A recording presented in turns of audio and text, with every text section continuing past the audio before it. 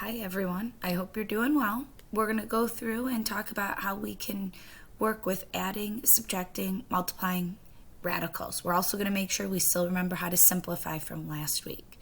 So if we start with number 1, the first thing we need to do, I know this is a little different than what we did last week, we need to first start with the number that's under the radical symbol. And you got to think about if it's a perfect square. We know 8's not a perfect square, so we got to think about how we can break that down. And we know the facts that go into 8 are 4 and 2. We know we're going to, again, just bring that 3 down on the outside. We know we can take the square root of 4, and the square root of 4 is 2. And we bring that on the outside. You have to remember now all you're going to do is just multiply that 2 and that 3 together. So we get 6 radical 2. And we know we can't break down 2 anymore because the only factors of 2 are 1 and 2. Now, if we look at number 2, we're going to use the same method. And we've got to think about our facts that go into 32. And we know that we can do 4 times 8, which is great. We can work with that. We'd have to break it down a few times. But we also know we can do 2 and 16. So I would start with the half. And then again, like I said, 16 and 2. We know the square root of 16 is 4. And we know 4 times a half is 2 radical 2. Now, like I was saying before, a lot of you probably wouldn't even have thought of the 16 and 2, which is okay. You can do it with 4 and 8. So I want to show you, if we did it with 4 and 8, we'd have half of 4 times 8. And again, like we know, we can take the square root of 4, which is 2. So then we have 2 times a half on the outside, and we're still left with the radical 8 on the inside. Well, we know we can simplify 8 down more, so again, we would do 4 times 2 here. We know 1/2 times 2 is 1. And now we would break down the radical 4, which again is a 2. So now on the outside we have 2 times 1 radical 2. So we are just left with 2 radical 2. And again, it doesn't matter which facts you guys are using. Your final answer will always be the same because you always have to keep breaking down till the number underneath the radical can't be simplified anymore. So whether you use 16 and 2 or 4 and 8, it's going to work the same. You just might have to do some more steps. All right, and then let's look at number 3 on this MDI. If we look, we're going back to the beginning of the year in middle school and remembering how to simplify an expression with like terms.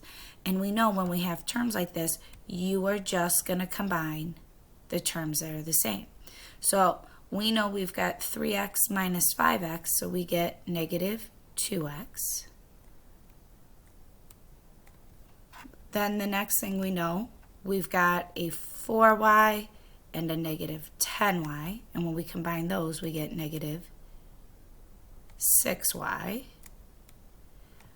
And last but not least, we have just our constants, and we have 6 and negative 1, and I get plus 5. Now we look at this problem and we see we can't do anything else with it, so that would be our final answer. And think of this method as we get into the next part. All right, so if we look at this, we're really going to talk about operations with radicals, and we're really going to focus on add, subtract, and multiply. Adding and subtracting, we're going to use the same concept, except our signs are going to be different. Multiplying is just going to be a little different.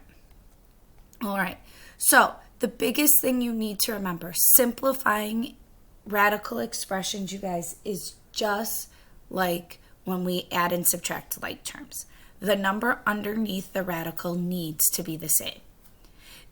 If we look at number 1, if I change this to 4x plus 2x, we know when we simplify this, we get 6x.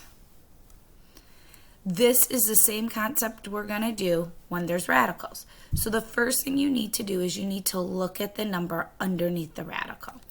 You need to make sure that those numbers are the same. If those numbers are the same, all you are going to do is just take the numbers on the outside and combine them together. So 4 plus 2 is 6. So we've got 6. And again, like we know when we just had x's and y's, we never change that. So it will be left 6 radical 3. And that's all you have to do. When you add and subtract, you're going to follow the signs. The numbers underneath the radical need to be the same to combine them. If they're not the same, then we can't combine them. Again, we are just trying to simplify this down to get it in this smallest form as we can. Now, if we look at number 2, we've got 3 radical 7 minus 5 radical 7 plus 2 radical 7. When we look, we notice every number under the radical is a 7. So what that means we're going to do is we're just going to take the 3 numbers on the outside and combine them together. So we've got 3 minus 5, which is negative 2, and negative 2 plus 2 is 0. So our answer would be 0. Now, a lot of you, and it's very common, we think of it as 0 times radical 7. But again, 0 times radical 7 would just make our answer 0. Now, let's look at number 3. We've got 2 radical 3 minus 4 radical 2 plus radical 3. First thing we notice not all 3 numbers in the radical underneath the radical are the same. So this would just be like if you had x's and y's in your expression. So we would take our radical 3's and we can combine them. Now, remember, just like a variable, there's that invisible 1 in front of this last radical 3. So I have 2 radical 3 plus 1 radical 3, and I get 3 radical 3. Now, I look, and I do not have anything to combine with this negative 4 radical 2.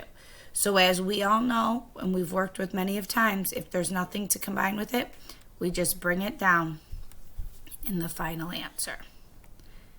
So our final answer would be 3 radical 3 minus 4 radical 2. So now I'm going to have you take a second and look at number 4 and think about what you can combine on your own.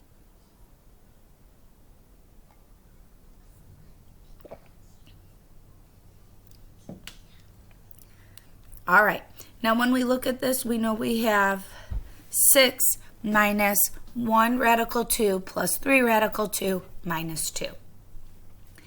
If we look, we have these 2 center terms that have the radical 2 attached to it. So negative 1 plus 3 is 2 radical 2. Now we look, we still have this 6 and this minus 2. Again, combine them like normal. 6 minus 2 is 4.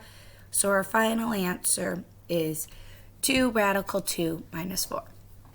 Again, the biggest thing you need to remember with adding and subtracting radicals, the numbers underneath the radical need to be the same, and you combine the coefficients or the terms on the outside. Okay? Now, if you look at this page, every one of ours were nice, simple, already simplified. We know that it's always not going to be that easy, so we have to think about these and how we can simplify these down. So if we look at number 5, I have radical 27 minus radical 48. When I look at these, you guys, I notice that the numbers underneath the radical are the same.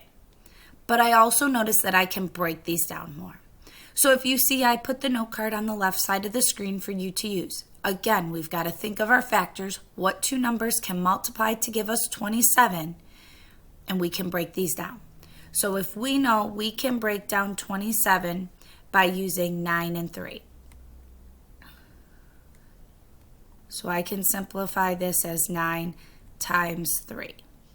Again, I know I can take the square root of 9, so I'm going to have 3 radical 3. Now, the next part, I know I'm going to bring that minus sign down. I have 48.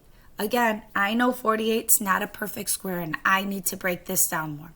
So, to break this down more, I know I can use 4 and 12. I can use 16 and 3. I want to simplify my work and make less steps, so I'm going to use 16 and 3. I know I can take the square root of 16, so I have 4 radical 3. When I look at both of these, you guys, I notice that I have the same number now underneath the radical. I also know that 3 is simplified down as it can go. I can't break this down anymore. So I can combine these now. And I'm going to do 3 minus 4. So I get negative 1 radical 3. So the first thing you need to do when you have a problem like this is you need to look at the numbers underneath the radical. If they are not the same, simplify them down first. Try to get them as simplified down as you can go first, and then you're going to combine like terms. If I look at number 6, I've got the square root of 32 minus 2, or minus radical 2. I know radical 2 is as simplified down as it can go, but I also know that I can't combine 32 with it, and I can break down radical 32. So if we break down 32, most of us would do 4 times 8. We know we can take the square root of 4, and I'm going to get a 2 on the outside. We know we're left with 8 on the inside. We can break down 8 more by using 4 and 2. We can again take the square root of 4, which means we're going to bring another 2 to the outside, and we're going to multiply them together. So now I'm left with 4 radical 2 minus radical 2. So now we look. The numbers underneath the radical are the same, and they are as simplified down as they can go. So all we're going to do now is 4 minus 1, and I get 3 radical 2. And number 7. If we look at number 7, again, we have a 2 radical 3 plus radical 12. When we look at this, we have a 3 and a 12. They are not like terms. We know 3 is as simplified down as it can go, so we're going to leave the 2 radical 2 alone. Now, I've got radical 12. I know I can break that down more by doing 4 and 3. I take the square root of 4, and I get 2. So now I'm left with 2 radical 3 plus 2 radical 3. Again, the numbers on the inside are the same, so we're going to combine the numbers on the outside. So I get 4 radical 3. So this is the process you're going to use with adding and subtracting radicals. You need to make sure the numbers underneath the radical are the same. And then you'll just combine the numbers on the outside. This is just like combining terms when we have 3 x's and y's and 2 z's. So remember that. Now, make sure you watch the next video so you know how to multiply and divide.